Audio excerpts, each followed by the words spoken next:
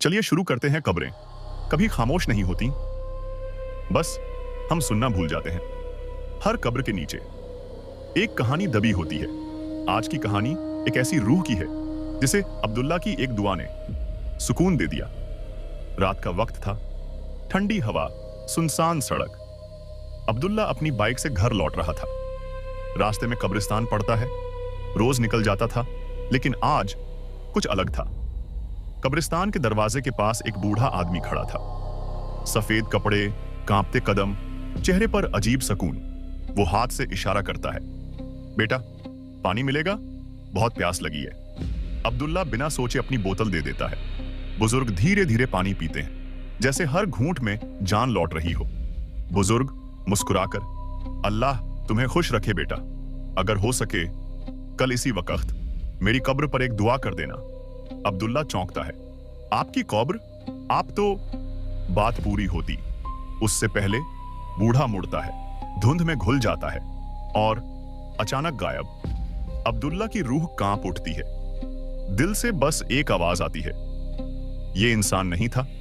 अगली रात ठीक वही वक्त अब्दुल्ला वादा निभाने कब्रिस्तान पहुंचता है। अंधेरा, पत्तों की आवाज, डर और दुआ साथ साथ।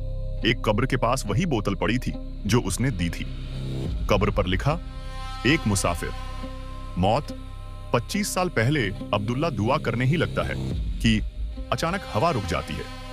पीछे से एक हल्की फुसफुसाहट, शुक्रिया बेटा। अब्दुल्ला मुड़कर देखता है, कोई नहीं। एक और आवाज, ज्यादा करीब, ज्यादा साफ। 25 साल बाद आज किसी ने मेरी कब्र पर दुआ की है। अब्दुल्ला की आंखें भर आती हैं। आप कौन हैं? रूह की आवाज हल्की लेकिन दिल चीर देने वाली। मैं वो जिसे सबने भुला दिया। मौत के बाद भी हम दुआ के मोहताज रहते हैं बेटा। कब्र से सफेद रोशनी धीरे धीरे ऊपर उठने लगती है। हवा में रूह की मौजूदगी महसूस होती है। तुम्हारी इस छोटी सी नेकी ने मेरी रूह को राहत दे दी है।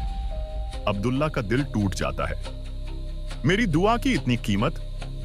नेकी कभी छोटी नहीं होती और दुआ किसी रूह की जन्नत बन सकती है।